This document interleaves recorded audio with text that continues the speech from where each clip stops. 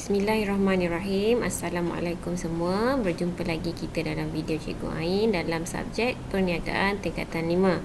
Okey, untuk video kali ini kita akan mempelajari tajuk 6.3 tanggungjawab yang perlu dipatuhi oleh usahawan setelah usahawan mendaftarkan perniagaan.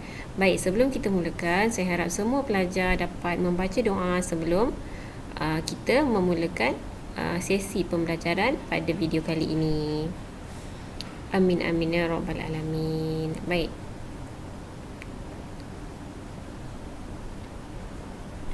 Okey, objektif pembelajaran untuk video kali ini, di akhir pengajaran dan pembelajaran, murid-murid akan dapat, objektif kita ada satu je, iaitu kamu dapat menganalisis tanggungjawab yang perlu dipatuhi oleh usahawan setelah memperoleh sijil pendaftaran perniagaan. Sijil pendaftaran perniagaan ni adalah borang D lah.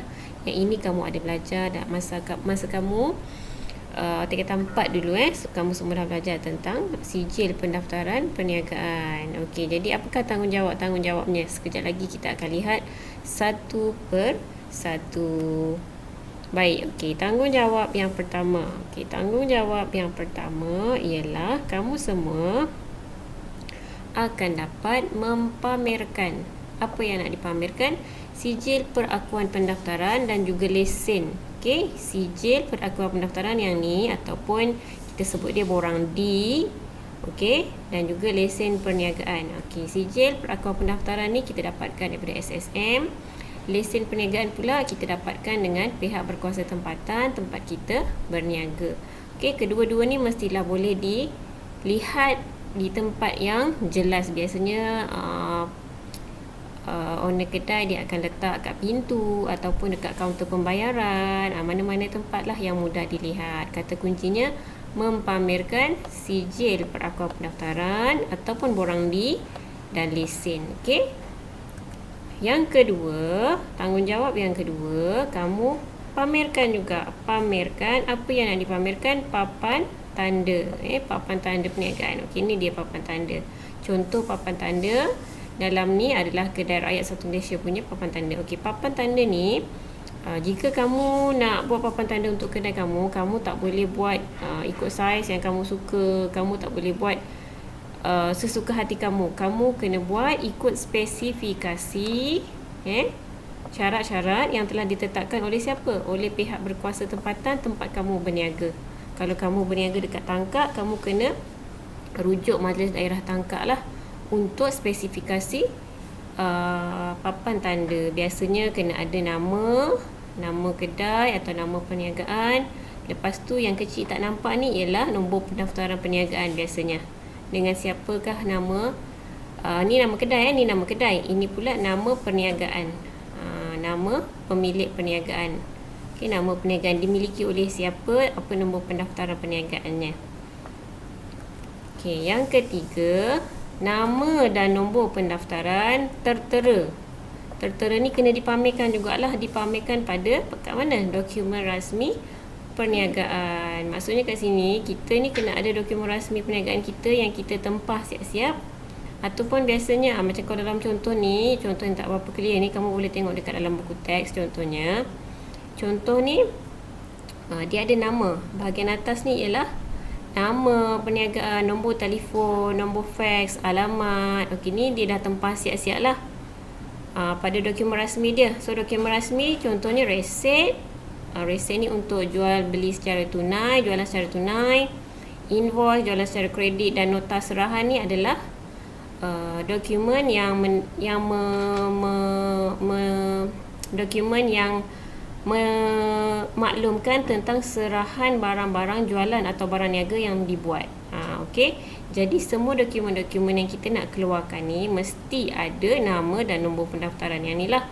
Okay, kadang-kadang kalau perniagaan tu baru nak dibuka, kita masih lagi tak sempat nak pergi kedai printing untuk tempah kita punya dokumen perniagaan kan. Biasanya kadang-kadang ada kedai yang hanya gunakan bil kosong, tapi dia tempah chop untuk letakkan maklumat-maklumat ni. Dia chop lah, maksudnya dokumen rasmi dia tu kosong. Dia beli kat kedai buku je dokumen yang kosong.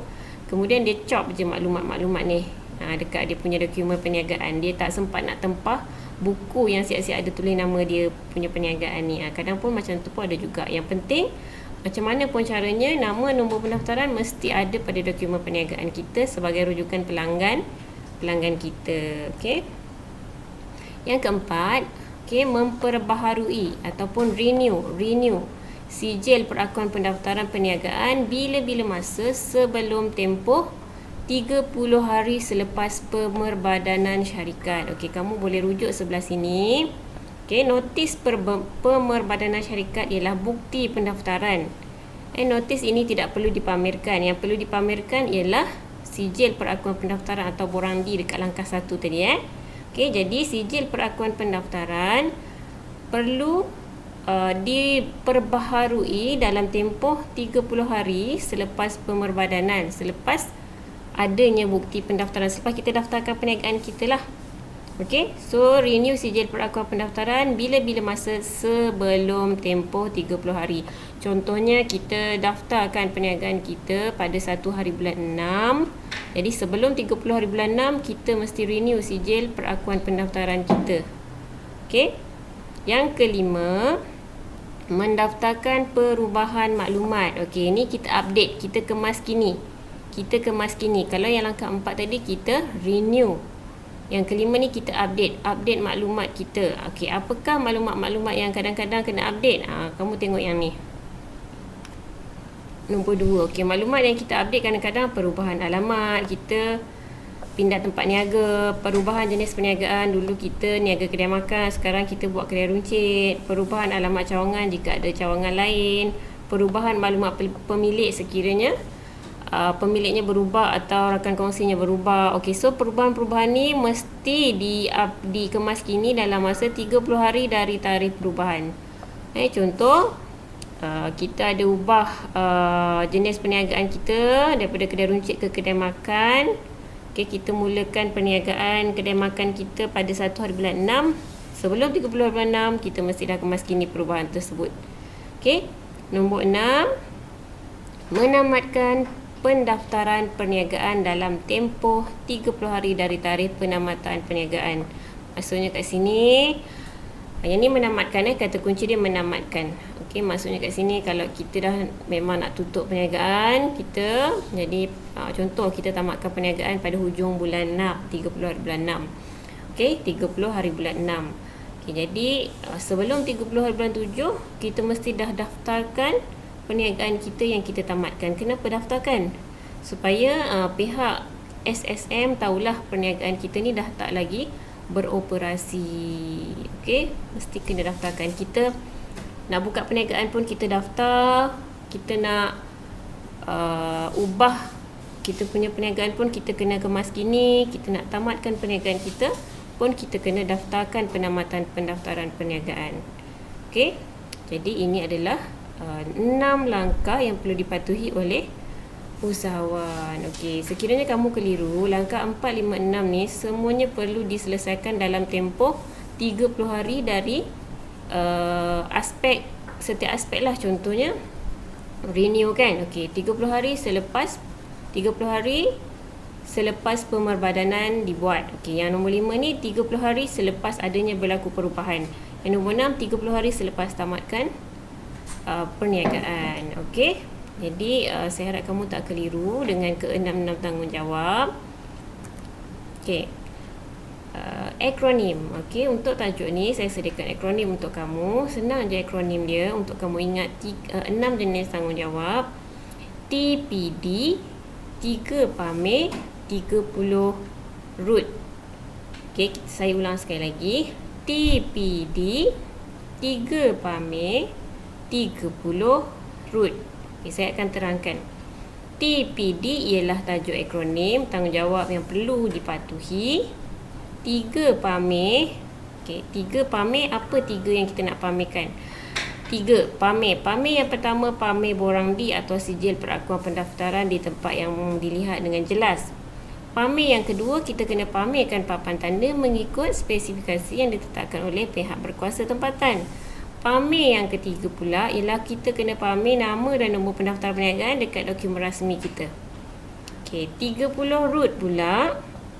30 ialah tempoh yang diberikan untuk melakukan kemaskini perubahan dan pendaftaran penamatan. 30 sama tempohnya, 30 hari. Okey, root pula R, renew. Renew apa? Apa yang kita kena renew? Kita kena memperbaharui sijil perakuan pendaftaran. Yang kedua, U ialah update. Update ni ialah kemaskini. Kemaskini sekiranya ada berlaku perubahan dalam perniagaan. T, tamat. Okey, tamat ialah pendaftaran penamatan dalam tempoh 30 hari selepas tamat.